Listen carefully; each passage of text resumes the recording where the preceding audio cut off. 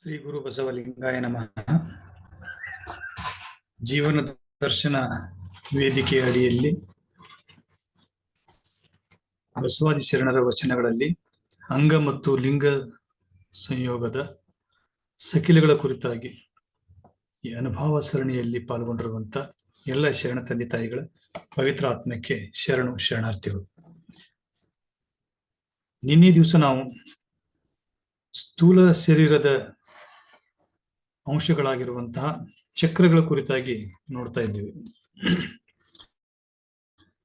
ಆಧಾರ ಚಕ್ರ ಗುದದಲ್ಲಿ, ಸ್ವಾಧಿಷ್ಠಾನ ಚಕ್ರ ಗುಹೆಯಲ್ಲಿ, ಮಣಿಪೂರಕ ಚಕ್ರ ನಾಭಿಯಲ್ಲಿ, ಅನಾಹುತ ಚಕ್ರ ಹೃದಯದಲ್ಲಿ, ಹೀಗೆ ಚಕ್ರಗಳನ್ನು ಒಂದೊಂದಾಗಿ ನೋಡ್ತಾ ವಿಶುದ್ಧಿ ಚಕ್ರ ಕಂಠದಲ್ಲಿ, ಆಜ್ಞಾಚಕ್ರ ಭೂಮಧ್ಯದಲ್ಲಿ, ಬ್ರಹ್ಮ ಚಕ್ರ ನೆತ್ತಿಯಲ್ಲಿ, ಶಿಖಾಚಕ್ರ ಮಸ್ತಕದ ಅಗ್ರದಲ್ಲಿ, ಪಶ್ಚಿಮ ಚಕ್ರ ತಲೆ ಹಿಂಬದಿಯಲ್ಲಿ ಇದೆ ಅನ್ನೋದನ್ನ ನಾವು ನೋಡಿದೀವಿ.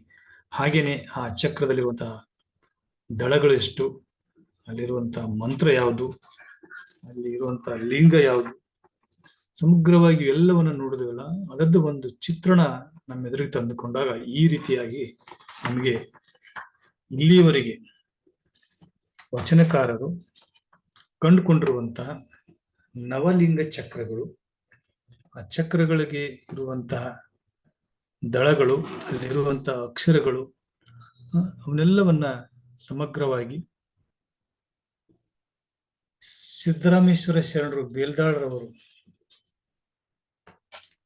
ವಚನ ತತ್ವಾನುಭವ ಅನ್ನುವಂತಹ ಗ್ರಂಥದಲ್ಲಿ ಈ ಒಂದು ಚಿತ್ರಣವನ್ನು ಅವರು ಕೊಡ್ತಾ ಬರ್ತಾರೆ ನಮಗೆ.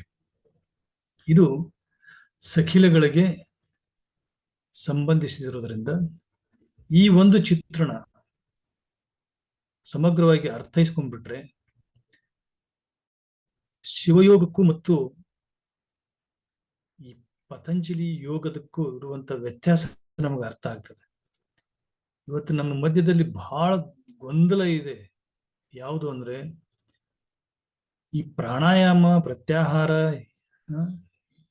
ಸಮಾಧಿ ಅನ್ನುವಂತಹ ವಿಚಾರಗಳು ಪತಂಜಲಿ ಯೋಗದಾಗ ಬರ್ತಾವಲ್ಲ, ಅವನ್ನೇ ನಮ್ಮ ಶರಣರು ಒಪ್ಕೊಂಡ್ರೆ ಏನು, ನಮ್ಮ ಶರಣರು ನಂಬ್ಕೊಂಡಿರುವಂತಹ ಯೋಗಕ್ಕೂ ಆ ಪತಂಜಲಿ ಯೋಗಕ್ಕೂ ಏನಾದ್ರೂ ವ್ಯತ್ಯಾಸ ಇದೆಯಾ ಅನ್ನೋದ್ರ ಕುರಿತಾಗಿ ನಾವು ನೋಡ್ತಾ ಹೋದ್ರೆ ಬಹಳಷ್ಟು ವ್ಯತ್ಯಾಸ ಇದೆ. ಆದರೆ ಸರಿಯಾಗಿ ಆ ವ್ಯತ್ಯಾಸವನ್ನು ಅರ್ಥೈಸ್ಕೊಳ್ಳದೇನೆ ನಾವು ಅದೇ ಯೋಗವನ್ನೇ ನಮ್ಮ ಶರಣರು ಬಳಸಿದ್ದಾರೆ ಅನ್ನುವಂಥ ಒಂದು ತಪ್ಪು ತಿಳುವಳಿಕೆ ಬರ್ತಾ ಇದೆ. ಅದು ಹೋಗಲಾಡಿಸಬೇಕು ಅನ್ನುವಂಥದ್ದು ಇವತ್ತಿನ ಒಂದು ಅನುಭವದ ಪ್ರಮುಖ ಆಶಯ ಅಂತ ಹೇಳಿ ನಾನು ಭಾವಿಸ್ತೀನಿ. ಇಲ್ಲಿ ವಚನಗಳೊಳಗೆ ವ್ಯಕ್ತವಾಗಿರುವಂತಹ ಅಂಶಗಳನ್ನು ಆಧರಿಸಿಕೊಂಡು ಈ 9 ಚಕ್ರಗಳು ಯಾವುವು ಅನ್ನೋದನ್ನ ನೋಡ್ತಾ ಹೋದ್ರೆ, ಪ್ರಾರಂಭದಲ್ಲಿ ಈ 1ನೇ ಚಕ್ರ ಗುದದ್ವಾರದಲ್ಲಿರುವಂತಹದ್ದು, ಇದು ಆಧಾರ ಚಕ್ರ ಅಂತೇಳಿ. ಈ ಚಕ್ರಕ್ಕೆ ನಮ್ಮ ಶರಣರು ಆಚಾರ ಲಿಂಗವನ್ನು ಸಕಿಲಗೊಳಿಸ್ತಾ ಹೋಗ್ತಾರೆ. ಇದು 4 ದಳದ ಒಂದು ಲಿಂಗ ಅಥವಾ ಚಕ್ರ. ಇಲ್ಲಿ ಇರುವಂತ ಅಕ್ಷರಗಳು ವ, ಶ, ಶ, ಸ, ಈ ರೀತಿಯಾಗಿ ಅಕ್ಷರಗಳನ್ನ ಹೊಂದಿರುವಂತ ಒಂದು 4 ದಳ ಅಲ್ಲಿ ಆಧಾರ ಚಕ್ರದಲ್ಲಿ ಗೋಚರಿಸ್ತದೆ ಅಂತೇಳಿ ಬಾಲಸಂಗಮನವರ ಆದಿಯಾಗಿ ಅನೇಕ ಜನ ಶರಣರು ಈ ಒಂದು ತಮ್ಮ ವಚನದಲ್ಲಿ ಅದನ್ನ ವ್ಯಕ್ತಪಡಿಸ್ತಾರೆ. ವಚನವನ್ನ ನಂತರ ನೋಡೋಣ. ಹಾಗೇನೆ 2ನೇ ಚಕ್ರ ಇರುವಂತಹದ್ದು ಯಾವ್ದಪ್ಪ ಅಂತಂದ್ರೆ ಸ್ವಾಧಿಷ್ಠಾನ ಚಕ್ರ. ಅದು ಮಹೇಶ ಸ್ಥಳಕ್ಕೆ ಗುರು ಲಿಂಗಕ್ಕೆ ಜೋಡಿಸ್ತಾರೆ. ಹಾಗೇನೆ ಅದು 6 ದಳದ ಚಕ್ರ ಇರುತ್ತೆ. ಅಲ್ಲಿರುವಂತ ಅಕ್ಷರಗಳು ಲ, ಬ, ಭ, ಮ, ಯ, ರ ಅನ್ನುವಂಥದ್ದು. ಅಲ್ಲಿ ಮಂತ್ರ ಅಂತಂದ್ರೆ ಮ ಅನ್ನುವಂಥದ್ದು. ಇಲ್ಲಿ ಕೆಲವೊಂದಿಷ್ಟು ನಾದಗಳನ್ನು ಸಹ ವಚನಕಾರರು ಗುರುತಿಸಿದ್ದಾರೆ. ಯಾವ್ಯಾವ ಚಕ್ರದಿಂದ ಯಾವ್ಯಾವ ನಾದ ಬರ್ತಿದೆ ಅಂತ ಹೇಳಿ. ವೈಜ್ಞಾನಿಕವಾಗಿಯೂ ಸಹ ಈಗ ಆ ಒಂದು ಪಾರ್ಟ್ ನಿಂದ ಬರುವಂತಹ ನಾದಗಳ ರೆಕಾರ್ಡಿಂಗ್ ಅನ್ನ ಗಮನಿಸಿದಾಗ ಕೆಲವೊಂದಿಷ್ಟು ಹರ್ಟ್ಸ್ ಗಳ ರೂಪದಲ್ಲಿ ಆ ಒಂದು ನಾದಗಳನ್ನ ಗುರುತಿಸ್ತಾ ಹೋಗ್ತಾರೆ. ಆ ಒಂದು ನಾದಗಳು ಯಾವ್ಯಾವ ಇದಾವು ಅನ್ನೋದನ್ನ ಕುರಿತಾಗಿ ಸಾಕಷ್ಟು ವಚನಕಾರರು ತಮ್ಮ ವಚನದಲ್ಲಿ ತಿಳಿಸ್ತಾ ಬಂದಿದ್ದಾರೆ. ಹಾಗಾಗಿ ಇಲ್ಲಿ ಆಧಾರ ಚಕ್ರದಲ್ಲಿ ಬರ್ತಾ ಇರುವಂತಹ ನಾದ ಅದು ಭ್ರಮರನಾದ. ವೀಣಾ ಚಕ್ರದಲ್ಲಿ ಬರುವಂತಹ ನಾದ ಅದು ಸ್ವಾಧಿಷ್ಠಾನ ಚಕ್ರದಲ್ಲಿ ವೀಣಾನಾದ ಕೇಳ್ತದೆ ಅಂತ ಹೇಳ್ತಾರೆ. ಹಾಗೇನೆ ಮುಂದುವರೆದು ಬೇರೆ ಬೇರೆ ಚಕ್ರಗಳನ್ನು ಮತ್ತು ಅವುಗಳು ಹೊಂದಿರುವಂತಹ ನಾದಗಳನ್ನ ಹೇಳ್ತಾ ಹೋಗ್ತಾರೆ. ಮೂರನೇದಾಗಿ ಅನಾಹತ ಚಕ್ರ ಅನ್ನುವಂಥದ್ದು, ಈ ಚಕ್ರದಲ್ಲಿ ನಮಗೆ ಜಂಗಮಲಿಂಗವನ್ನ ಸಕಿಲಗೊಳಿಸ್ತಾರೆ. 12 ದಳದ ಚಕ್ರ ಇದು. ಇಲ್ಲಿರುವಂತಹ ಅಕ್ಷರಗಳನ್ನ ಟ ಠ ಕ ಖ ಪ ಫ ಬ ಚ ವ ಈ ರೀತಿ ಹೇಳ್ತಾ ಹೋಗ್ತಾರೆ. ಇದಕ್ಕೆ ಪ್ರಾಣಲಿಂಗಿ ಸ್ಥಳ, ಜಂಗಮಲಿಂಗ ಅಂತ ಹೇಳ್ತಾರೆ. ಹೀಗೆ ವಿಶುದ್ಧಿ ಚಕ್ರ ಅದು ಪ್ರಸಾದ ಲಿಂಗ. ಇಲ್ಲಿ ಬೇರಿನಾದ ಕೇಳಿದ್ರೆ ಇಲ್ಲಿ ಮೇಘನಾದ ಕೇಳಿದ್ರೆ ವಿಶುದ್ಧಿ ಚಕ್ರ ಒಳಗೆ ಇದು 16 ದಳದ ಇರ್ತೈತಿ. ಇದು ಶರಣ ಸ್ಥಳ. ಆಮೇಲೆ ಬರುವ ಚಕ್ರ ಆಜ್ಞಾ ಚಕ್ರ, ಅದು ಮಹಾಲಿಂಗ. ಪ್ರಣವನಾದ ಕೇಳಿಸುತ್ತೆ. ಅದಕ್ಕೆ ಇಲ್ಲಿ ಮಧ್ಯದಲ್ಲಿ ಅದರ ಒಂದು ಬೀಜ ಮಂತ್ರ ಓಂ ಅಂತ ಇಟ್ಟಿದ್ದಾರೆ. ಇದು ಐಕ್ಯಸ್ಥಳದ ಮಹಾಲಿಂಗ. ಸಹಸ್ರದಳದ ಇವು ನಿನ್ನೆವರೆಗೆ ನಾವು ನೋಡಿರುವಂತದ್ದು ಬ್ರಹ್ಮಚಕ್ರ ಅಂತ ಹೇಳಿ ನಿಖಲ ಲಿಂಗ. ಅದು ಇಷ್ಟಲಿಂಗದ ದಿವ್ಯನಾದ ಕೇಳ್ತದೆ. ನಿರವಯ ಸ್ಥಳ ನಿಷ್ಕಲ. ಇಷ್ಟು ಚಕ್ರಗಳು, ಈ 7 ಚಕ್ರಗಳೇನದವಲ್ಲ ಇವು ಅಂಗಕ್ಕೆ ನೇರವಾಗಿ ಸಂಬಂಧವನ್ನು ಹೊಂದಿರುವಂತ ಚಕ್ರಗಳು. ಇನ್ನು ಅಂಗದಿಂದ ಪ್ರಭಾವಲಯದಲ್ಲಿ ಇರುವಂತ ಚಕ್ರಗಳು ಅವು ಸಹ ಅಂಗದ ಮೇಲೆ ಪರಿಣಾಮ ಬೀರುತ್ತವೆ. ಆ 3 ಚಕ್ರಗಳನ್ನ ಇಲ್ಲಿ ಶಿಖಾಚಕ್ರ ಅಂತ ಹೇಳಿ, ಅದು ನಿಶ್ಯೂನ ಲಿಂಗವನ್ನು ತೋರಿಸ್ತದ. ಅದು 3 ದಳ ಇರ್ತೈತಿ, 3 ದಳದ. ಇದನ್ನೇ ನಾವು ಮೊನ್ನೆ ಮಾತಾಡಿದ್ದು. ಈ 3 ದಳದಲ್ಲಿ ಇರುವಂತ ಅಕ್ಷರಗಳೇ ಬ ಸ ವ ಅಂತೇಳಿ. ಇದು ಅದ್ಭುತವಾಗಿರುವಂತ ಒಂದು ವಿಚಾರ. ಈ ಅಕ್ಷರಗಳನ್ನೇ ಪತಂಜಲಿ ಯೋಗದಲ್ಲಿ ಬಂದಾಗ ಈ ಶಿಖಾಚಕ್ರದಲ್ಲೂ ಇವೇ ಅಕ್ಷರಗಳದಾವ ಅಂತ ಹೇಳ್ತಾರೆ. ಹಾಗೆ ಇಲ್ಲಿ ಲ ರ ಬ ಬ ವ ಸ ಶ ಶ ಇಂಥ ಅಕ್ಷರಗಳನ್ನು ಹೇಳಿದಿಲ್ಲ. 52 ಅಕ್ಷರಗಳೊಳಗೆ ಪ ಸ ವ ಅನ್ನುವಂಥ ಅಕ್ಷರಗಳು ಬರುವುದೇ ಈ ಶಿಖಾಚಕ್ರದಲ್ಲಿ. ಈ ಶಿಖಾಚಕ್ರ ಅನ್ನುವಂಥದ್ದು ನಮ್ಮ ದೇಹದ ತೆರೆಯ ಹಿಂಭಾಗದಲ್ಲಿ, ಸುಳಿ ಅಂತ ಕರಿತೀವಲ್ಲ ನಾವು, ಆ ಭಾಗದಲ್ಲಿ ಬರ್ತದೆ. ಅದು ಬಹಳ ಪವರ್ಫುಲ್ ಆಗಿರುತ್ತದೆ. ಅಲ್ಲಿ ಎಲ್ಲಾ ರೀತಿಯಾದಂತಹ ಶಕ್ತಿಯನ್ನ ಹಿಡಿದಿಟ್ಕೊಳ್ಳುವಂಥದ್ದು. ಹೇಗೆ ನಮ್ದು ಟಿವಿ ಇದು ಸಿಗ್ನಲ್ ರಿಸೀವರ್ ಅಂತ ಹೇಳಿ ನಾವು ಒಂದು ಡಿಶ್ ಅಂತ ಇರ್ತೀವಿ, ಆ ಟೈಪ್ ನಮ್ಮಲ್ಲಿ ಅದು ಡಿಶ್ ಟೈಪ್ ಅಂದ್ರೆ ಸಿಗ್ನಲ್ ರಿಸೀವ್ ಮಾಡ್ತಾ ಇರುವಂತ ಒಂದು ಪ್ರಬಲವಾದಂತ ಚಕ್ರ ಅದು ಶಿಖಾಚಕ್ರ. ಆ ಕಾರಣಕ್ಕಾಗಿನೇ ಆ ಚಕ್ರಕ್ಕೆ ನೇರವಾಗಿ ಯಾವುದೇ ಹೊಡೆತ ಬೀಳಬಾರ್ದು ಅಂತ ತಿಳ್ಕೊಂಡೆ ಆ ಶಿಖಾವನ್ನ ಉಳಿಸ್ಕೊಳ್ಳುವಂಥದ್ದು, ಅಲ್ಲಿ ಕೂದಲುಗಳನ್ನ ಸಂಗ್ರಹಿಸಿಕೊಳ್ಳುವಂಥದ್ದು, ಆ ಕೂದಲವನ್ನ ಅಲ್ಲಿ ಭದ್ರವಾಗಿ ಇರಿಸಿಕೊಳ್ಳುವಂತ ಶಿಖಾ ಬಿಡುವಂತ ಒಂದು ಪರಂಪರೆ ಭಾರತೀಯರೊಳಗೆ ಬಂದಿತ್ತು. ಇಲ್ಲಿ ಅದು ಪ್ರಾಣಲಿಂಗ ಅಂತ ಹೇಳ್ತಾರೆ. ಹೇಳಿದ್ ಪ್ರಾಣಿಕ್ ಹೀಲಿಂಗ್ ಅಂತ ನಾವು ಮಾಡ್ತೀವಿ. ಅಂದ್ರೆ ಶಕ್ತಿಯನ್ನ, ಈ ಕಾಸ್ಮಿಕ್ ಎನರ್ಜಿಯನ್ನ ಬಾಡಿ ಒಳಗೆ ಎಂಟರ್ ಆಗುವಂತ ಪಾಯಿಂಟ್ ಅದು. ಅಲ್ಲಿ ಬರುವಂತ ಅಕ್ಷರಗಳೇ ಬಸವ. ಅಂದ್ರೆ ಬಸವ ಅನ್ನುವಂಥದ್ದು ಅಕ್ಷರ ಆ ಪ್ರಾಣ ಚೈತನ್ಯ ಅಂತ ನಾವು ಅನೇಕ ವಚನಕಾರರು ಬಳಸ್ತಾರೆ. ಆ ಪ್ರಾಣ ಚೈತನ್ಯ ಅಂತ ಯಾಕಂದ್ರು, ಆ ಬಸವ ಅನ್ನುವಂಥದ್ದು ಶಬ್ದ ಅಷ್ಟು ಪವರ್ಫುಲ್ ಯಾಕೈತಿ ಅನ್ನೋದು ಈ ರೀತಿಯಾದಂತ ಚಕ್ರಗಳ ಅಧ್ಯಯನದೊಳಗೆ ನಮ್ಗ ಅರ್ಥ ಆಗ್ತದೆ. ಹಾಗಾಗಿ ಈ ಚಕ್ರಗಳು ಏನದವಲ್ಲ ಬಹಳಷ್ಟು ಮಹತ್ವಪೂರ್ಣವಾದವು ಅನ್ನೋದಕ್ಕೆ ಕಾರಣ ಏನಂದ್ರೆ ಈ ರೀತಿಯಾಗಿ ಆ ಚಕ್ರಗಳು ಒಳಗೊಂಡಿರುವಂತ ಅಕ್ಷರಗಳು ಮತ್ತು ಅವು ಪ್ರೊಡ್ಯೂಸ್ ಮಾಡ್ತಾ ಇರುವಂತ ಧ್ವನಿಗಳು ಕಾರಣ ಆಗ್ತವೆ. ಇನ್ನ ಪಶ್ಚಿಮ ಚಕ್ರ ಅಂತ ಹೇಳಿ ಬರುತ್ತೆ. ಇದು ಬೆಳಕನ್ನ ತೋರಿಸುವಂತ ಚಕ್ರ. ಪಶ್ಚಿಮ ಕದವ ತೆರೆದು ಅಂತೇಳಿ ಅನೇಕ ವಚನಕಾರ ಈ ಪದವನ್ನು ಬಳಸ್ತಾರ. ಅದು ಕೇವಲ ಒಂದು ದಳ ಇರ್ತದೆ. ಅದು ನಿರಾಲಂಬ ಸ್ಥಳದ ನಿರಂಜನ ಲಿಂಗ, ಅಲ್ಲಿ ಸ್ಥಳ ಮತ್ತು ಲಿಂಗವನ್ನು ಹೇಳ್ತಾ ಹೋಗ್ತಾರೆ. ಅದು ಭಾವಲಿಂಗಕ್ಕ ಅಲ್ಲಿ ಕೇಳುವಂತ ಶಬ್ದ ಮಹಾನಾದ ಕೇಳ್ತದೆ. ಈ ಶಿಖಾಚಕ್ರದ ನಾದ ಸಿಂಹನಾದ ಇದ್ರೆ ಇದು ಮಹಾನಾದ. ಇನ್ನು ಕೊನೆಗೆ ಬರುವ ಚಕ್ರ ಯಾವ್ದಪ್ಪ ಅಂದ್ರೆ ಅಣುಚಕ್ರ ಅಂತೇಳಿ. ಇಲ್ಲಿ ನಾದ ಬಿಂದು ಅತೀತವಾಗಿರುವಂತ, ಅಂದ್ರೆ ನಾದವೇ ಇಲ್ಲದೆ ಇರುವಂತ ಒಂದು ಸ್ಥಿತಿಯೊಳಗ ಅಲ್ಲಿ ನಮಗೆ ಅಣು ಮಹಾಲಿಂಗ ಅನ್ನುವಂಥದ್ದು ಗೋಚರಿಸ್ತದೆ ಅಂತ ಹೇಳ್ತಾರೆ. ಇವಿಷ್ಟು ಈ ನವಲಿಂಗಗಳು ಮತ್ತು ಚಕ್ರಗಳು. ಇವುಗಳನ್ನು ಕುರಿತಾಗಿ ವಚನಕಾರರು ಇಂತಿಂತ ಚಕ್ರದಿಂದ ಏನೇನು ಉಪಯೋಗದ, ಈ ರೀತಿಯಾಗಿ ಚಕ್ರಗಳನ್ನ ಜಾಗೃತಗೊಳಿಸಿ ನಾವು ಸಾಧಿಸಬೇಕಾಗಿದ್ದಾದ್ರೆ ಏನು, ಆ ಚಕ್ರಗಳನ್ನ ಜಾಗೃತಗೊಳಿಸಬೇಕಾದ್ರೆ ಕಠಿಣ ಮಾರ್ಗದ ಸುಲಭ ಮಾರ್ಗ ಯಾವ್ದಾದ್ರು ಇದೆಯಾ ಅನ್ನೋದನ್ನ ವಚನಕಾರರು 12ನೇ ಶತಮಾನದಲ್ಲಿ ಸಂಶೋಧಿಸಿರುವಂತಹದ್ದೇ ಇಷ್ಟಲಿಂಗ ಅನ್ನುವಂಥದ್ದನ್ನ ನಾವು ಇವತ್ತು ಜಗಜ್ಜಾಹಿರವಾಗಿ ಎಲ್ಲರಿಗೂ ತಿಳಿಕೊಡಿಸ್ಬೇಕಾಗಿದೆ. ಮೊನ್ನೆ ದಿವಸ ನೋಡಿದ್ವಿ ನಾವು, ಈ ಕುಂಡಲಿನಿ ಜಾಗೃತಿ ಆಗ್ಬೇಕಾದ್ರೆ 112 ವಿಧಾನಗಳಿದಾವು ಅಂತೇಳಿ. ಅದಕ್ಕೆ ವಿಜ್ಞಾನ ತಂತ್ರ ಭೈರವ ಅನ್ನುವಂತ ಒಂದು ಭಾರತೀಯ ಕೃತಿ ಒಳಗಡೆ ಆದಿ ಮೂಲ ಶಿವ ಪಾರ್ವತಿಗೆ ಆ ತಂತ್ರಗಳನ್ನು ಹೇಳಿದ್ರು ಅನ್ನುವಂತ ಒಂದು ವಿಚಾರವನ್ನು ನೋಡ್ತೀವಿ ನಾವು. ಶಿವ ಪಾರ್ವತಿ ಅನ್ನೋದಕ್ಕಿಂತ ಈ ತಂತ್ರಗಳನ್ನ ಮೊಟ್ಟ ಮೊದಲಿಗೆ ಪರಿಚಯಿಸಿದಂತ ಯೋಗಿ, ಆದಿ ಯೋಗಿ ಅಂತ ಅನ್ಕೋಬಹುದು. ಅವನು ತನ್ನ ಪತ್ನಿಗೆ ಈ ಒಂದು ವಿಚಾರಗಳನ್ನು ಹೇಳ್ತಾ ಹೋಗ್ತಾನೆ. ಅದರ ಒಳಗಡೆ 112 ತಂತ್ರಗಳು ಬರ್ತಾವ. ಅವುಗೆ ವಿಜ್ಞಾನ ಭೈರವ ತಂತ್ರ ಅಂತ ಕರೀತಾರೆ. ಆ ತಂತ್ರ ಒಳಗಡೆ ಅನೇಕ ವಿಧವು. ಅಂದ್ರೆ ಮೂಗಿನ ನೇರಕ್ಕೆ ದೃಷ್ಟಿಯನ್ನ ಕೇಂದ್ರೀಕರಿಸುವಂತಹದ್ದು, ಅಥವಾ ನಾವು ಉಸಿರಾಡಿಸ್ತಾ ಇರ್ಬೇಕಾದ್ರೆ ಉಸಿರಿನ ಮೇಲೆನೆ ಗಮನ ಕೊಡುವಂತಹದ್ದು, ಅಥವಾ ನಾವು ಯಾವುದೋ ಒಂದು ವಸ್ತುವಿನ ಮೇಲೆ ದೃಷ್ಟಿಯನ್ನ ಕೇಂದ್ರೀಕರಿಸಿ ಆ ಕುಂಡಲಿನ ಜಾಗೃತಗೊಳಿಸುವಂತಹದ್ದು, ಅಥವಾ ಯಾವುದೇ ರೀತಿಯಾದಂತಹ ಒಂದು ಆಯಾಮಗಳನ್ನ ಮಾಡುವಂತಹದ್ದು. ಅದು ಉಸಿರಿನ ಮೇಲೆ ಮಾಡುವಂಥದ್ದು ಪ್ರಾಣಾಯಾಮ ಆಗಿರ್ಬೋದು, ಅಥವಾ ದೇಹವನ್ನು ದಂಡಿಸುವಂತಹ ಫಿಸಿಕಲ್ ಎಕ್ಸರ್ಸೈಸ್ ಆಗಿರ್ಬೋದು. ಯಾವುದ್ರ ಮೇಲೆ ನಾವು ಮನಸ್ಸನ್ನು ಕೇಂದ್ರೀಕರಿಸ್ತೀವಿ ಆ ರೀತಿ ಆ ಕಾರಣದಿಂದನೇ ಕುಂಡಲಿನಿ ಜಾಗೃತಿ ಆಗುತ್ತೆ ಅಂತ ಹೇಳ್ತಾರೆ. ಇದು ಸಾರ್ವತ್ರಿಕವಾಗಿ ಎಲ್ಲರಿಗೂ ಸಹ ಒಂದೇ ವಿಧಾನ ಅಪ್ಲೈ ಆಗೋದಿಲ್ಲ.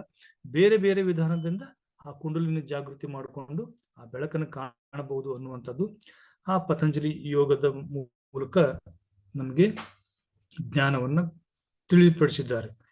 12ನೇ ಶತಮಾನಕ್ಕೆ ಬಂದ ಮೇಲೆ ಬಸವಾದಿ ಶರಣರು ಏನ್ ಮಾಡಿದ್ರಪ್ಪ ಅಂತಂದ್ರ, ಇಲ್ಲ ಅದು ಬಹಳ ಕಠಿಣ ಅನಿಸ್ತದೆ, ಅದು ಸರ್ವರಿಗೂ ಮಾಡಕ್ ಆಗಲ್ಲ ಅಂತ ತಿಳ್ಕೊಂಡು ದೃಷ್ಟಿ ಯೋಗದಿಂದ ಬೆಳಕನ್ನು ಕಾಣುವಂತಹದ್ದು, ಆ ಲಿಂಗವನ್ನ ಕಾಣುವಂಥದ್ದು, ಲಿಂಗವನ್ನು ಅನುಭವಿಸುವಂತ ಒಂದು ಪ್ರಕ್ರಿಯೆಯನ್ನ ಜಾರಿಗೆ ತಂದರು. ಅದು ಬಹಳ ಸುಲಭವಾಗಿತ್ತು. ಆ ಕಾರಣಕ್ಕಾಗಿಯೇ ಈ ಒಂದು ಇಷ್ಟಲಿಂಗದ ದೃಷ್ಟಿ ಯೋಗದಿಂದ ಆ ಕುಂಡಲಿನಿ ಶಕ್ತಿಯನ್ನು ಜಾಗೃತಗೊಳಿಸೋದಕ್ಕೋಸ್ಕರವಾಗಿನೇ ದೇಶ ವಿದೇಶಗಳಿಂದ ಜನ ಸಾಗರೋಪಾದಿಯಲ್ಲಿ ಕಲ್ಯಾಣಕ್ಕೆ ಬಂದರು. ಅದೊಂದು ಹೊಸ ಒಂದು ಟೆಕ್ನಿಕ್ ಆಗಿತ್ತು, ಹೊಸ ತಂತ್ರ ಆಗಿತ್ತದು, ಹೊಸ ಸೂತ್ರ ಆಗಿತ್ತದು. ಆ ಕಾರಣಕ್ಕಾಗಿನೇ ಅದು ಇಷ್ಟಲಿಂಗವನ್ನ ಧರಿಸೋದಕ್ಕ ಅಷ್ಟೊಂದು ಜನ ಮುಂದೆ ಬಂದರು. ಎಲ್ಲಾ ರೀತಿಯಿಂದ ಜನ, ಅದು ವಿವಿಧ ಕಾಯಕದ ಜನ, ವಿವಿಧ ಧರ್ಮದ ಜನ, ವಿವಿಧ ರೀತಿಯಾದಂತಹ ಪ್ರಾಕ್ಟೀಸ್ ಮಾಡುವಂತ ಜನ ಎಲ್ಲರೂ ಸಹ ಬಂದು ಕಲ್ಯಾಣದೊಳಗಡೆ ಈ ಒಂದು ಇಷ್ಟಲಿಂಗದ ದೃಷ್ಟಿ ಯೋಗದ ಬಗ್ಗೆ ಪ್ರಾಕ್ಟೀಸ್ ಮಾಡಿದರು. ಇದು ಎಷ್ಟು ವೈಜ್ಞಾನಿಕವಾಗಿತ್ತು ಮತ್ತು ಎಷ್ಟು ಬೇಗ ಜನರಿಗೆ ಅದು ಆಕರ್ಷಿಸ್ತು ಅಂತಂದ್ರೆ, ಆ ಕಡಿಮೆ ಅವಧಿಯೊಳಗೆ ಲಕ್ಷದ ಮೇಲೆ 96,000 ಜನ ಸೇರ್ಕೊಂಡು ಇದನ್ನು ಪ್ರಾಕ್ಟೀಸ್ ಮಾಡ್ತಾರಂತಂದ್ರೆ ಎಂತ ಒಂದು ಪ್ರಬಲವಾಗಿರುವಂತ ಒಂದು ತಂತ್ರ ಅನ್ನೋದನ್ನ ನಾವು ಅರ್ಥ ಮಾಡ್ಕೋಬೇಕು. ಇವತ್ತು ಆ ಇಷ್ಟಲಿಂಗವನ್ನು ನಾವು ಎಷ್ಟು ಅನಾದರಕ್ಕೆ ಒಳಪಡಿಸಿವಿ ಅಂತಂದ್ರೆ, ಅದೊಂದು ಕೇವಲ ಭೌತಿಕ ವಸ್ತು, ಅದು ಪೂಜನೀಯ ವಸ್ತು ಅಂತ ತಿಳ್ಕೊಂಡು ಸ್ಥಾವರ ಲಿಂಗದ ಸಮಾನಾಂತರವಾಗಿ ಇಷ್ಟಲಿಂಗವನ್ನು ನಾವು ಸ್ಥಾವರಗೊಳಿಸ್ಬಿಟ್ಟಿದೀವಿ. ಅಲ್ಲಿ ದೃಷ್ಟಿಯೋಗವನ್ನು ಮಾಡಬೇಕು, ದೃಷ್ಟಿಯೋಗದಿಂದ ಕುಂಡಲಿನಿ ಜಾಗೃತಿಯಾಗಿ ಬೆಳಕಿನೊಳಗ ತೇಲಾಡ್ಬೇಕು ಅನ್ನುವಂಥದ್ದನ್ನೇ ಅನೇಕ ವಚನಕಾರರು ಹೇಳಿದ್ದಾರೆ. ಹಾಗಾಗಿ ಈ ಸಖಿಲಗಳೊಳಗಡೆ ಈ ಒಂದು ಅನುಭವವನ್ನು ನೋಡುವಂತಾದ್ರೆ, ಮೂಲತಃವಾಗಿ ಈ 7 ಚಕ್ರಗಳು ಮತ್ತು ಅವುಗಳ ಬಣ್ಣಗಳನ್ನ ನಾವು ನಿನ್ನೆ ನೋಡಿದ್ದೀವಿ.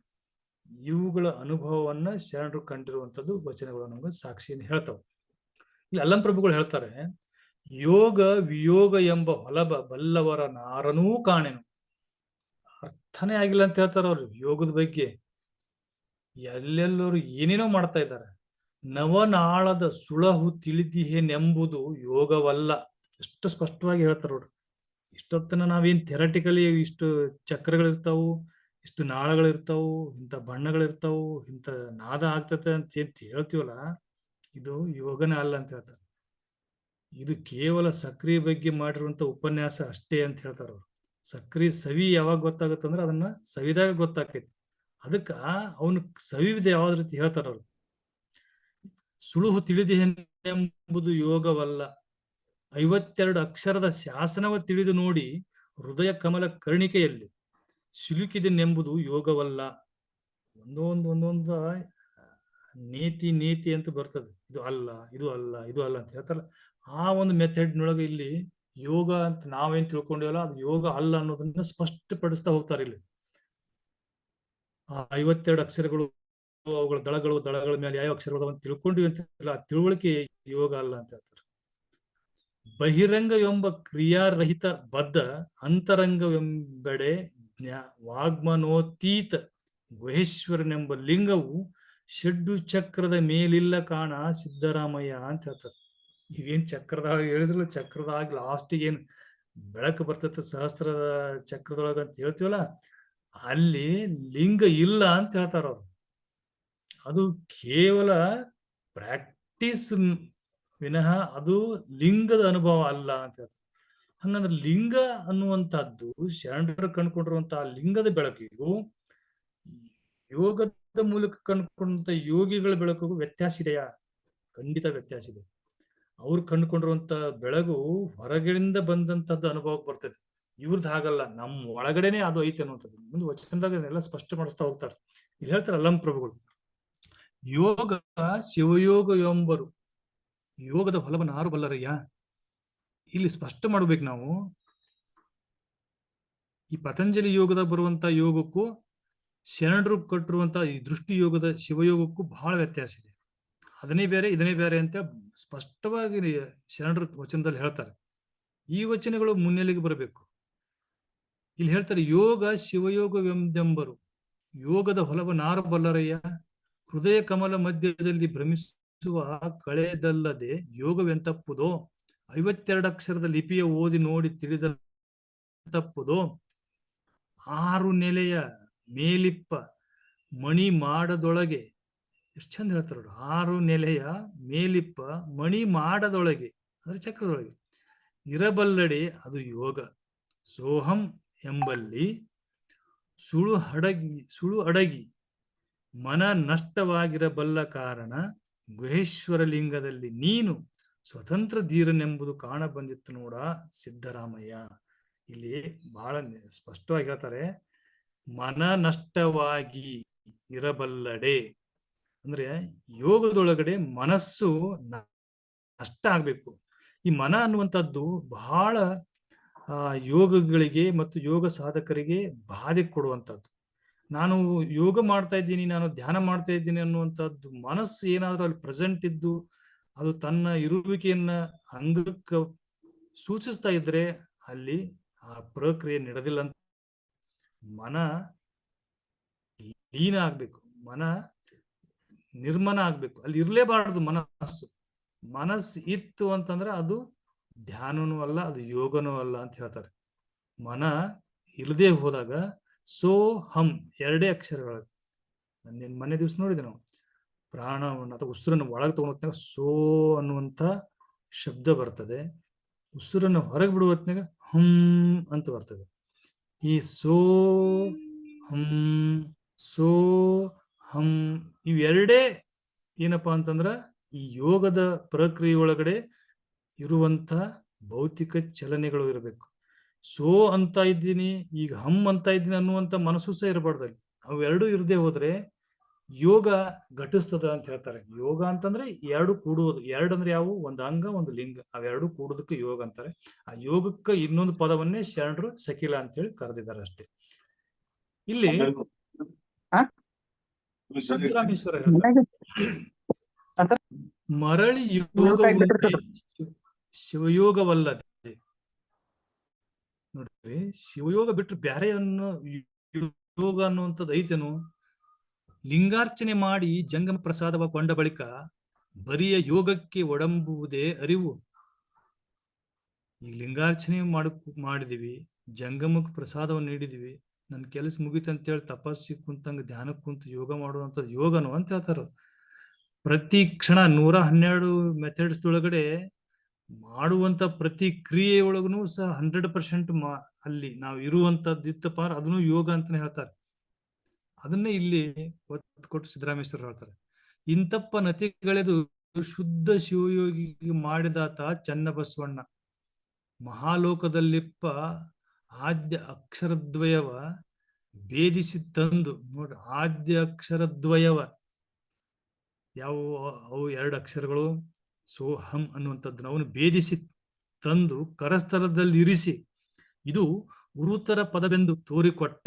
ಇಷ್ಟಲಿಂಗದ ಮಹಿಮೆಯನ್ನು ಹೇಳ್ತಾರೆ ಇಲ್ಲಿ ಚನ್ನಬಸವನವರು. ಸಿದ್ದರಾಮೇಶ್ವರ ಇಷ್ಟಲಿಂಗ ಕೊಟ್ಟು ಈ ಯೋಗದ ಬಗ್ಗೆ ಹೇಳ್ಕೊಡ್ತಾರೆ, ಶಿವಯೋಗದ ಬಗ್ಗೆ. ಅಲ್ಲೇನ್ ಹೇಳ್ತಾರೆ, ಎನ್ನ ತನ್ನಂತೆ ಮಾಡಿದ ಗುರು ಚನ್ನಬಸವಣ್ಣ. ಆನು ಚನ್ನಬಸವಣ್ಣನ ಕರುಣದಿಂದ ಅಭ್ಯಾಸ ಯೋಗವನ್ನು ಅತಿಗಳೆದು, ನೋಡ್ರಿ ಅಭ್ಯಾಸ ಯೋಗ ಅಂತಂದ್ರೆ ಇದು ಪತಂಜಲಿ ಯೋಗ, ಅದನ್ನ ಅತಿಗಳೆದು ಅದನ್ನ ಕೈ ಬಿಟ್ಟು ಇವ್ರಿಗೆ ಕರ್ಮಯೋಗಿ ಅಂತ ಕರಿತಿದ್ರು. ಅಂದ್ರೆ ಬಹಿರಂಗದಲ್ಲಿ ಯೋಗವನ್ನು ಮಾಡುವಂತವ್ರು. ಆ ಕರ್ಮಯೋಗಿಯನ್ನ ಸೋಲಾಪುರದಿಂದ ಕರ್ಕೊಂಡ್ಬಂದು ಇಲ್ಲಿ ಜ್ಞಾನಯೋಗಿಯನ್ನು ಮಾಡ್ತಾರೆ, ಶಿವಯೋಗಿಯನ್ನ ಮಾಡ್ತಾರೆ. ಯಾರು? ಅಲ್ಲಮ ಪ್ರಭುಗಳು. ಚನ್ನಬಸವಣ್ಣವ್ರವ್ರಿಗೆ ಇಷ್ಟಲಿಂಗ ಧಾರಣೆ ಮಾಡಿದ್ಮೇಲೆ ಅವರೆಲ್ಲ ಆದಂತ ಅನುಭವವನ್ನು ಹೇಳ್ತಾ ಅವ್ರು ಶಿವಯೋಗದ ಬಗ್ಗೆ ಹೇಳ್ತಾರೆ. ಶಿವಯೋಗದಲ್ಲಿ ನಿತ್ಯನಾಗಿ ಭಕ್ತ ಮಹೇಶ ಪ್ರಸಾದಿ ಪ್ರಾಣಲಿಂಗಿ ಶರಣ ಐಕ್ಯ ಎಂಬ ಷಡುಸ್ಥಲಕ್ಕೆ ಅಧಿಕಾರಿಯಾದೆನು. ನಿನ್ನ ಅವರ ಸಲುಗೆಗೆ ಸಂದೆನು. ಚನ್ನಬಸವಣ್ಣನ ಕೃಪೆ ಎನ್ನ ನಿಂತು ಮಾಡಿತ್ತು ಕಾಣ ಶ್ರೀ ಗುರುವೇ ಕಪಿಸಿದ್ದ ಮಲ್ಲಿಕಾರ್ಜುನ. ಇದು ಸ್ಪಷ್ಟವಾಗಿ ಹೇಳ್ತಾರೆ ಅವರು. ಅಭ್ಯಾಸ ಯೋಗವನ್ನು ನಾನು ಬಿಟ್ಟೆ, ಆಮೇಲೆ ಈ ಶಿವಯೋಗವನ್ನು ನಾನು ಪಡೆದೆ ಅಂತೇಳಿ. ಈ ಕಾರಣಕ್ಕಾಗಿ ನೋಟವೇ ಕೂಟ, ಕೂಟವೇ ಪ್ರಾಣ, ಪ್ರಾಣವೇ ಏಕ, ಏಕವೇ ಸಮರಸ, ಸಮರಸವೇ ಲಿಂಗ, ಲಿಂಗವೇ ಪರಿಪೂರ್ಣ, ಪರಿಪೂರ್ಣವೇ ಪರಬ್ರಹ್ಮ, ಪರಬ್ರಹ್ಮವೇ ತಾನು.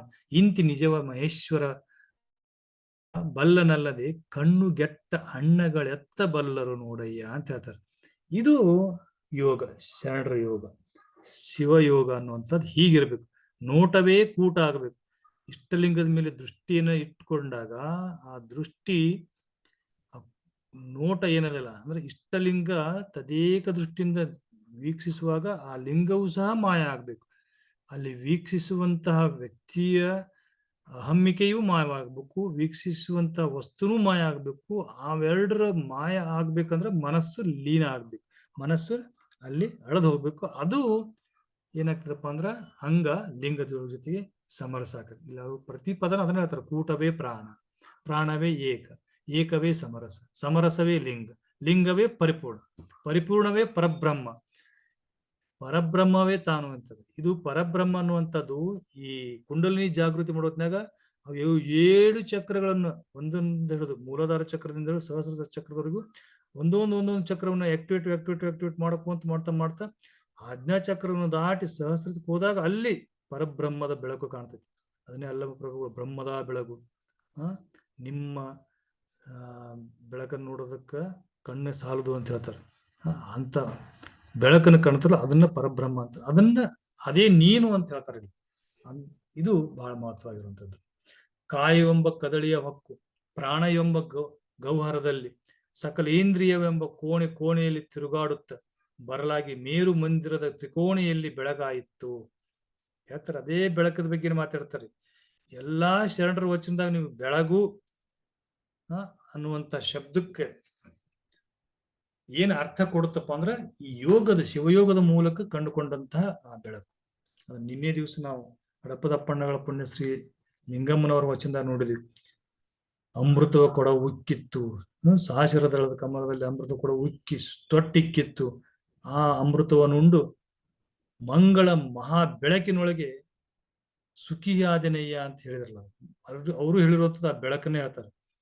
ಎಲ್ಲರೂ ಬೆಳಕಿನ ಬಗ್ಗೆ ಕಂಡಿದ್ದಾರೆ, ಬೆಳಕಿನ ಬಗ್ಗೆ ಮಾತಾಡ್ತಾರೆ. ಬೆಳಕು ಅಂದ್ರೆ ಏನು? ಬೆಳಗು ಅಂದ್ರೆ ಏನು?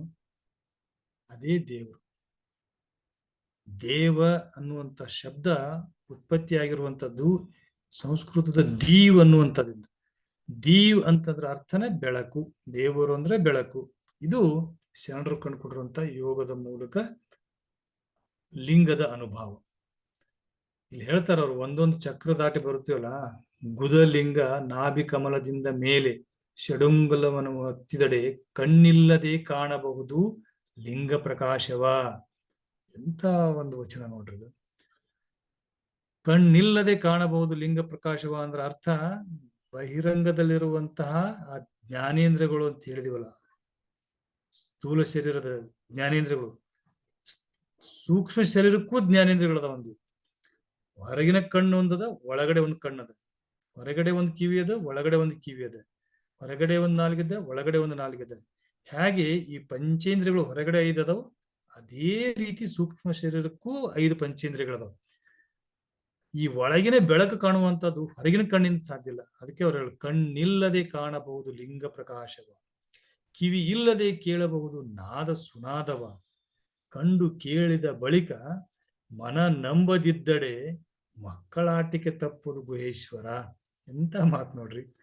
ಈ ಕಣ್ಣಿಲ್ಲದೆ ಕಾಣುವಂತ ಆ ಲಿಂಗದ ಪ್ರಕಾಶ, ಕಿವಿ ಇಲ್ಲದೆ ಕೇಳುವಂತ ಆ ನಾದ, ಇವನು ಕೇಳಿದ ಮೇಲೆಯೂ ಸಹ ಮನಸ್ಸು ನಂಬದೆ, ಮನಸ್ಸಿನ ಲಕ್ಷಣನೇ ಅದು ಚಂಚಲ, ಅದು ಒಂದ್ ಕಡೆ ನಿಲ್ಲೋದಿಲ್ಲ. ಅದನ್ನೇ ವಚನಕಾರರು ಅದನ್ನ ಮರಕಟ್ಟಕ್ಕೆ ಹೋಲಿಸ್ತಾರೆ.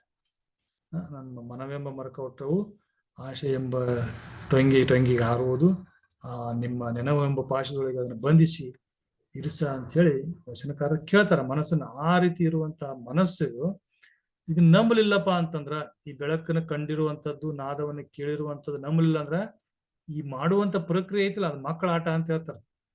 ಮಕ್ಕಳು 2 ನಿಮಿಷಕ್ಕೂ ಬಹಳ ಕೇರ್ಫುಲ್ ಆಗಿ ಆಟಿಗೆ ಹಚ್ಚಿ ಆಟ ಆಡ್ತಾವ, ಆಮೇಲೆ ಕೆಡಿಸ್ಬಿಡ್ತಾವ. ಹಂಗಾಗತ್ತ ಅಂತ ಹೇಳ್ತಾರ ಅವ್ರು. ಈ ಇಷ್ಟಲಿಂಗದ ಪೂಜೆ ಆಗಿರ್ಬೋದು, ಯಾವುದೇ ಧ್ಯಾನವಾಗಿರ್ಬೋದು, ಯಾವುದೇ ಯೋಗ ಆಗಿರ್ಬೋದು, ಅದು ಪರಿಣಾಮ ಆ ರೀತಿ ಆಗ್ಬೇಕು. ಇಲ್ಲಿ ಸ್ಪಷ್ಟವಾಗಿ ಅಲ್ಲಮ ಪ್ರಭುಗಳು ಹೇಳಿಬಿಡ್ತಾರೆ ಪತಂಜಲಿ ಯೋಗಕ್ಕೂ ಮತ್ತು ಶಿವಯೋಗಕ್ಕೂ ವ್ಯತ್ಯಾಸವನ್ನು. ಅಷ್ಟಾಂಗ ಯೋಗದಲ್ಲಿ ಏನ್ ಬರ್ತಾವ, 8 ಸ್ಟೆಪ್ಸ್ ಬರ್ತಾವ. ಯಮ, ನಿಯಮ, ಆಸನ, ಪ್ರಾಣಾಯಾಮ, ಪ್ರತ್ಯಾಹಾರವೆಂಬ, ಧ್ಯಾನ, ಧಾರಣ, ಸಮಾಧಿ ಎಂಬ 2 ಯೋಗ ಉಂಟು. ಅಲ್ಲಿ ಅಳಿದು ಕೂಡುವುದೊಂದು ಯೋಗ, ಅಳಿಯದೇ ಕೂಡುವುದೊಂದು ಯೋಗ. ಅಲ್ಲಿ 2 ರೀತಿ ಬರ್ತಾವ. ಅಳಿದು ಕೂಡುದು ಅಂತಂದ್ರ ಹಂಗ ನಾನಲ್ಲ, ನಾನು ಲಿಂಗ ಸ್ವರೂಪಿ ಅಥವಾ ನಾನು ದೇವ ಸ್ವರೂಪಿ, ನಾನು ನನ್ನಲ್ಲಿರುವಂತ ಪ್ರಾಣ ಶಕ್ತಿಯನ್ನ ಬಹಿರಂಗದಲ್ಲಿರುವಂತ ಅಥವಾ ಸುತ್ತಲೂ ಎಲ್ಲವನ್ನು ಆವರಿಸಿರುವಂತ ಪರಮಾತ್ಮ ಜೊತೆಗೆ ಲೀನ ಮಾಡ್ತೀನಿ, ಕೂಡಿಸ್ತಾ ಇದ್ದೀನಿ ಅಂದ್ರೆ ಯೋಗ ಮಾಡ್ತಾ ಇದ್ದೀನಿ ಅನ್ನುವಂಥದ್ದು. ಅಂದ್ರೆ ನಾನು ಅಳಿತೀನಿ, ಅದ್ರ ಜೊತೆಗೆ ಉಳಿತೀನಿ ಅನ್ನೋದು ಅಳಿದು ಕೂಡುವುದು ಯೋಗ. ಇನ್ನೊಂದೇನ್ ಹೇಳ್ತಾರ, ಅಳಿಯದೇ ಕೂಡುವುದು. ಅಳಿಯದೇ ಕೂಡುವುದು ಅಂತಂದ್ರ ನಾನು ಅನ್ನುವಂಥದ್ದು ಪ್ರೆಸೆನ್ಸ್ ಇಟ್ಕೊಂಡು ಅದನ್ನ ಅನುಭವಿಸಿದೆ. ಈ ಶರಣರೇನ್ ಹೇಳ್ತಾರಲ್ಲ, ನಾನು ಆ ಬೆಳಕನ್ನ ಕಂಡೆ, ನಾನು ಆ ನಾದವನ್ನು ಕೇಳಿದೆ, ಈ ಪ್ರಕ್ರಿಯೆ ಒಳಗಡೆ ಅಲ್ಲಿ ಅಳಿಯದೇ ಕೂಡ್ತದೆ. ಅಂದ್ರೆ ಹಂಗ ಆ ಕೂಡಿದನ್ನ ಅನುಭವಿಸ್ತದ. ಅನುಭವಿಸಿ ಆ ಕೂಡುವಿಕೆಯಿಂದ ಆಗುವಂತಹ ಪ್ರಸನ್ನತೆಯನ್ನ ಪ್ರಕಟ ಮಾಡ್ತೈತಿ. ಇದು ಇಂಪಾರ್ಟೆಂಟು, ನನಗೆ ಇದು ಬೇಕು ಅಂತ ಹೇಳ್ತಾರೆ. ಅಳಿಯದೇ ಕೂಡುವುದೊಂದು ಯೋಗ. ಈ 2 ಯೋಗದೊಳಗೆ ಅಳಿಯದೇ ಕೂಡುವ ಯೋಗವು ಅರಿದು ಕಾಣ ಮಹೇಶ್ವರ. ಇದು ಇಂಪಾರ್ಟೆಂಟ್ ಅಂತ ಹೇಳ್ತಾರೆ. ಈಗ ಒಂದು ದೃಷ್ಟಾಂತ ಬರ್ತದೆ. ಎಲ್ಲವೂ ಸಹ ಪರಮಾತ್ಮನೇ ಇದೆ ಅಂತಂದ್ಮೇಲೆ ಪರಮಾತ್ಮನನ್ನ ತೋರುವಂತ, ಪರಮಾತ್ಮನ ನೋಡುವಂತಹ ನಾವು ಸಹ ಪರಮಾತ್ಮನ ಅಂಶ ಅಂದ್ಮೇಲೆ ಯೋಗ ಯಾಕೆ ಮಾಡಬೇಕು? ಇದನ್ನ ವಚನಕಾರರು ಒಂದು ವಚನದಲ್ಲಿ ಬಹಳ ಸ್ಪಷ್ಟ. ಒಂದು ಆಕಳಿಗೆ ಗಾಯ ಆಯ್ತಪ್ಪ ಅಂದ್ರೆ ಆಕಳಿಗೆ ಆ ತುಪ್ಪವನ್ನು ಹಚ್ತಾರೆ ಗಾಯಕ್ಕೆ, ಅದು ಮಾಹಿತಿ ಅದು ಬೇಗವಾಗಿ ಅದು ವಾಸಿ ಆಗ್ತದೆ. ಅದು ವಚನಕಾರ ಎಷ್ಟು ಚಂದ ಹೇಳ್ತಾರಂದ್ರೆ, ಅಲ್ಲ ಅದು ಆಕಳಕ್ಕೆ ತುಪ್ಪವನ್ನ ಹಚ್ಚುವಂತ ಅವಶ್ಯಕತೆ ಏನೈತಿ? ಆ ಆಕಳದಿಂದನೇ ಹಾಲು ಬರುತ್ತೆ. ಆ ಹಾಲನ್ನ ಹೆಪ್ಪಾಕಿ ಮೊಸರು ಮಾಡಿ ಕಟ್ಟದು, ಬೆಣ್ಣೆ ತೆಗೆದು ಕಾಸಿ ತುಪ್ಪ ಮಾಡಿದಾಗ ಅದೇ ಅಂಶ ಇರ್ತೈತಿ. ಅದೇ ಅಂಶ ಆಲ್ರೆಡಿ ಆಕಳದಾಗ ಐತಪ್ಪ ಅಂದ್ಮೇಲೆ ಅದು ತಾನೇ ವಾಸಿ ಆಗುತ್ತೆ ಅಂತ ಸುಮ್ ಕುಂದಿರ್ಬೋದಲ್ಲ. ಹಾಗಿಲ್ಲ, ಅದಕ್ಕೆ ಒಂದು ಕ್ರಿಯೆ ಎನ್ನುವಂಥದ್ದು ಪ್ರಕ್ರಿಯೆ ಇರುತ್ತೆ. ಹಾಗೆ ಇಲ್ಲಿ ಎಲ್ಲವೂ ಸಹ ಪರಮಾತ್ಮ ಆಗಿರೋದ್ರಿಂದ ನಾನು ಪರಮಾತ್ಮ ನಾನೇ ಅಂತ ಅನ್ನೋಕ್ಕಿಂತ ಅದ್ರ ಅನುಭವ ಮುಖ್ಯ. ಅದು ಆ ಕಾರಣಕ್ಕಾಗಿ ಹೇಳ್ತಾರವರು ಅಳಿಯದೇ ಕೂಡುವ ಯೋಗ ಮುಖ್ಯ, ಅದನ್ನ ನಾನು ಒಪ್ತೀನಿ ಅಂತ ಹೇಳ್ತಾರೆ. ಹೀಗೆ ಅದು ಬಿಟ್ಕೊಂಡು ಬೇರೆ ಬೇರೆ ಹೇಳ್ತಾರೆ ಮೆಥಡ್ಗಳು. ಈ ಒಂದು ಅರಿವು ಅಥವಾ ಅನುಭವ ಅಥವಾ ಈ ಬ್ರಹ್ಮಜ್ಞಾನ ಅಥವಾ ದೇವರ ಇರುವಿಕೆ, ಬೆಳಕನ್ನು ಕಾಣುವಿಕೆ, ಬಯಲನ್ನು ಅನುಭವಿಸುವಿಕೆ, ಇವೇನ್ ಪದಗಳು ಬರ್ತಾವಲ್ಲ ಇವೆಲ್ಲವೂ ಸಹ ಒಂದೇ ಅರ್ಥದವು. ಹಾಗಾಗಿ ಇದ್ರೊಳಗಡೆ ಇವನ್ ಕಾಣೋದಕ್ಕೆ ಬೇರೆ ಬೇರೆ ಮೆಥಡ್ಸ್ಗಳನ್ನ ಫಾಲೋ ಮಾಡಿದ್ದಾರೆ ಭಾರತೀಯ ಪರಂಪರೆ ಒಳಗಾತು ಜಾಗತಿಕವಾಗಿ ಎಲ್ಲರೂ ಸಹ. ಕೆಲವಷ್ಟು ಜನ ಏನ್ ಮಾಡ್ತಾರಪ್ಪ ಅಂತಂದ್ರ ಈ ಭಂಗಿಯನ್ನ ಸೇವಿಸುವುದ್ರ ಮೂಲಕವಾಗಿನೂ ಸಹ ಆ ಒಂದು ಅನುಭವವನ್ನು ಕಾಣ್ತೀವಿ ಅಂತ ಹೇಳ್ತಾರೆ.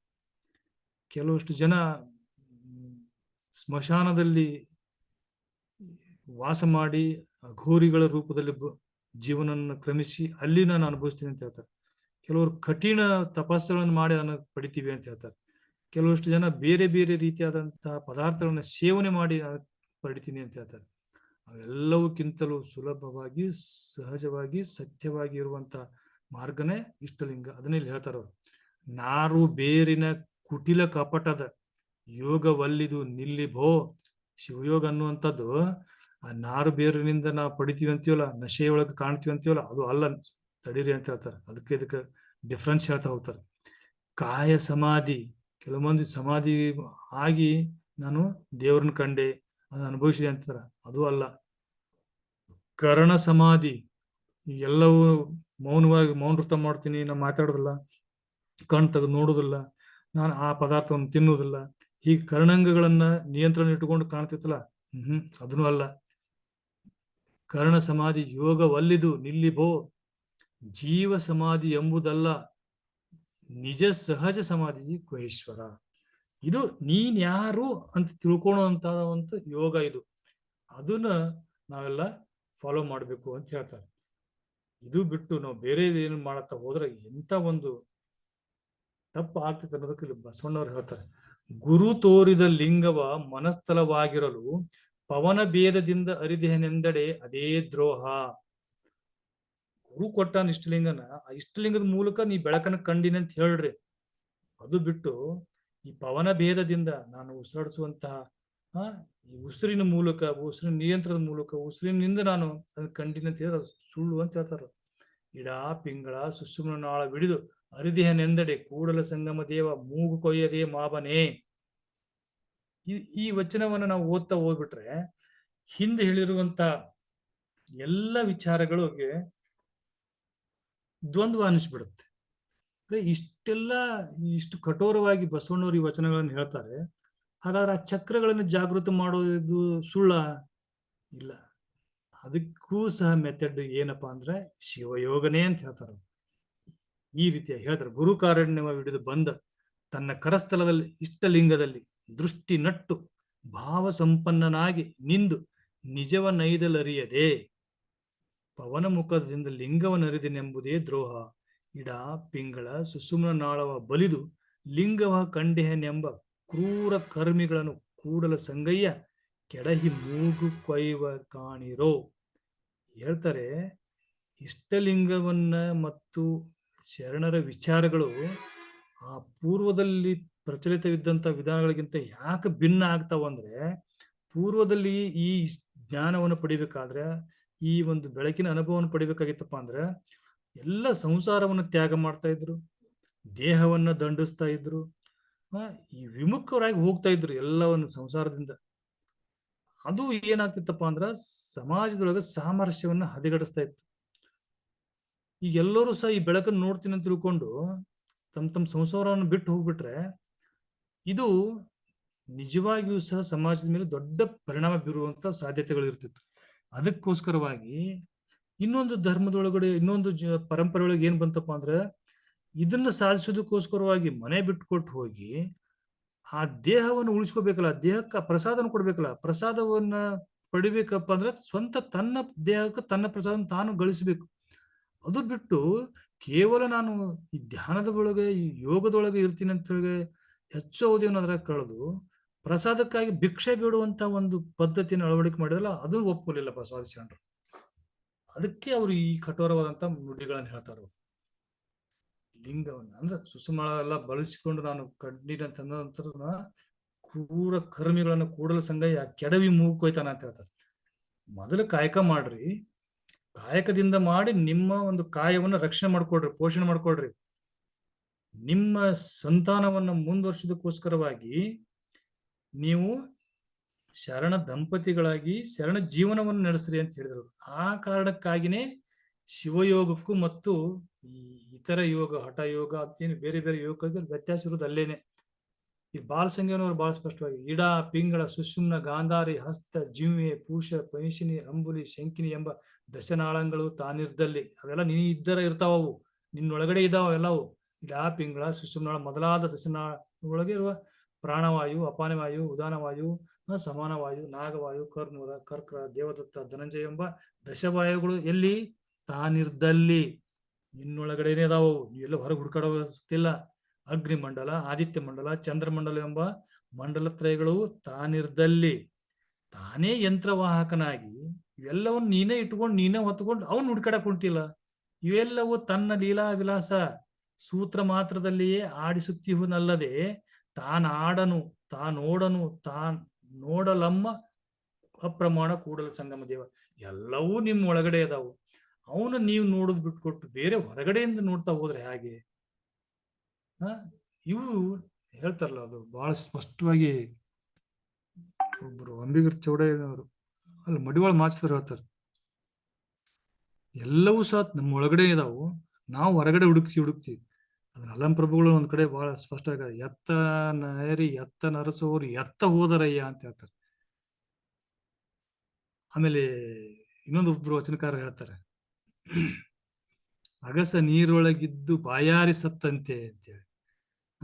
ನನ್ನೊಳಗೆ ಎಲ್ಲ ಐತಿ, ನಾವು ಹೊರಗಡೆ ನೋಡೋದ್ರಿಂದ ಅರ್ಥ ಇಲ್ಲ. ಆ ಕಾರಣಕ್ಕಾಗಿ ಇವನ್ನ ನಾವು ಶಿವಯೋಗದ ಮೂಲಕ ಎಲ್ಲವನ್ನು ಅನುಭವಿಸಬೇಕು. ಶಿವಯೋಗದ ಮೂಲಕ ಈ ರೀತಿ ಬೆಳಕನ್ನು ಕಾಣೋದಕ್ಕೆ ಸಾಧ್ಯತೆ ಐತಿ ಎನ್ನುವಂತ ಸತ್ಯವನ್ನ ಅನೇಕ ವಚನಕಾರ ಹೇಳಿದ್ದಾರೆ. ಹಾಗೇನೆ ಚಕ್ರಗಳನ್ನು ಸಹ ನಮ್ಮ ಬಾಡಿ ಒಳಗೆ ಇದಾವು ಅನ್ನೋದ್ರ ಬಗ್ಗೆನೂ ಅನೇಕ ವಚನಕಾರ ಹೇಳ್ಯಾರ. ಆದ್ರೆ ನಾವು ಒಂದು ಅರ್ಥ ಮಾಡ್ಕೋಬೇಕು, ನಮ್ಮ ಬಾಡಿ ಒಳಗಿರುವಂತಹ ಚಕ್ರಗಳನ್ನ ಜಾಗೃತಗೊಳಿಸೋದಕ್ಕೆ ಅನುಸರಿಸಬೇಕಾದಂತ ಕ್ರಮ ಯಾವುದು ಅಂತಂದ್ರ ಇಷ್ಟಲಿಂಗದ ದೃಷ್ಟಿಯೋಗ. ಇದು ಒಟ್ಟಾರೆಯಾಗಿ ವಚನಕಾರರ ಆಶಯ. ಆದ್ರೆ ಇವತ್ತು ಏನಾಗ್ತಾ ಇದೆ ಅಂತಂದ್ರೆ ವಚನಗಳೊಳಗೂ ಸಹ ಈ ರೀತಿಯಾಗಿ ಹೇಳಿದ್ದಾರೆ. ಹಾಗಾಗಿ ವಚನಕಾರರು ಏನ್ ಮಾಡಿದ್ರಪ್ಪ ಅಂತಂದ್ರ ಧ್ಯಾನದ ಮೂಲಕ, ಪ್ರಾಣಾಯಾಮದ ಮೂಲಕ, ಈ ಹಿಂದಿನ ಪರಂಪರೆ ಏನಿತ್ತು ಅದರ ರೀತಿನೇ ಮುಂದುವರೆದಿದ್ದಾರೆ, ಅದನ್ನೇ ಅನುಸರಿಸಿದ್ದಾರೆ, ಅದನ್ನ ಅನುಸರಿಸಿಕೊಂಡು ಬೆಳಕನ್ನು ಕಂಡಿದ್ದಾರೆ ಅನ್ನುವಂಥದ್ದು ತಪ್ಪು. ಅದಕ್ಕೆ ಸಂಬಂಧಪಟ್ಟಂತ ಸಾಕಷ್ಟು ವಚನಗಳದಾವ.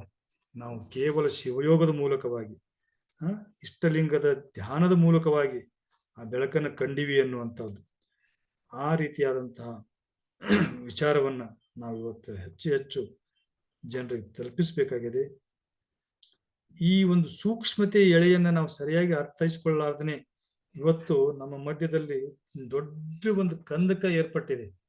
ವಚನದೊಳಗೆ ಹೀಗೆ ಹೇಳಿದ್ದಾರೆ, ನೀವು ಸುಮ್ಮನೆ ಬೇರೆ ಬೇರೆ ರೀತಿಯಾದಂತಹ ಅರ್ಥೈಸ್ತಾ ಇದ್ದೀರಿ. ವಚನಕಾರರು ಎಂದೂ ಆಗಂದಿಲ್ಲ. ಕೆಲವು ವಚನದೊಳಗ ವೇದ ಆಗಮನಗಳನ್ನು ಹಳದಿದ್ದಾರೆ, ಅವರೆಲ್ಲವೂ ಸಹ ಅವನನ್ನು ಒಪ್ಕೊಂಡೇ ಮುಂದುವರೆದಿದ್ದಾರ ಅನ್ನುವಂತ ಒಂದು ಭ್ರಾಂತಿಯ ಕ್ರಿಯೇಟ್ ಆಗ್ತಾ ಇದೆ. ಆದ್ರೆ ಸಮಗ್ರವಾಗಿ ವಚನಗಳನ್ನ ನಾವು ಅಧ್ಯಯನ ಮಾಡಿದಾಗ ವಚನಕಾರರ ಸ್ಪಷ್ಟ ನಿಲುವು ಅರ್ಥ ಆಗ್ತದೆ. ಕೇವಲ ಒಂದೆರಡು ವಚನಗಳನ್ನು ಮುಂದಿಟ್ಕೊಂಡು ನಾವು ವಚನಕಾರರ ನಿಲುವು ಇದೇ ಆಗಿತ್ತು ಅನ್ನುವಂಥದ್ದು ತಪ್ಪಾಗ್ತದೆ. ಆ ಕಾರಣಕ್ಕಾಗಿ ಈ ಸಕಿಲುಗಳೊಳಗ ವಚನ ಚಕ್ರಗಳ ಬಗ್ಗೆ ಯಾಕೆ ಅಧ್ಯಯನ ಮಾಡಬೇಕಾಗಿತ್ತು ಅಂದ್ರೆ ಈ ಒಂದು ತಪ್ಪು ತಿಳುವಳಿಕೆ ಹೋಗ್ಬೇಕಾಗಿತ್ತು. ಚಕ್ರಗಳು ಮತ್ತು ಲಿಂಗಗಳನ್ನ ಅವು ಸೇರಿಸ್ತಾ ಹೋಗ್ತಾರೆ, ಸಕಿಲಗಳನ್ನು ಮಾಡ್ತಾ ಹೋಗ್ತಾರೆ. ಆ ಕಾರಣಕ್ಕಾಗಿ ಯಾವ್ಯಾವ ಸಕಿಲಗಳಿಗೆ ಯಾವ್ಯಾವ ಲಿಂಗಗಳನ್ನ ಅವರು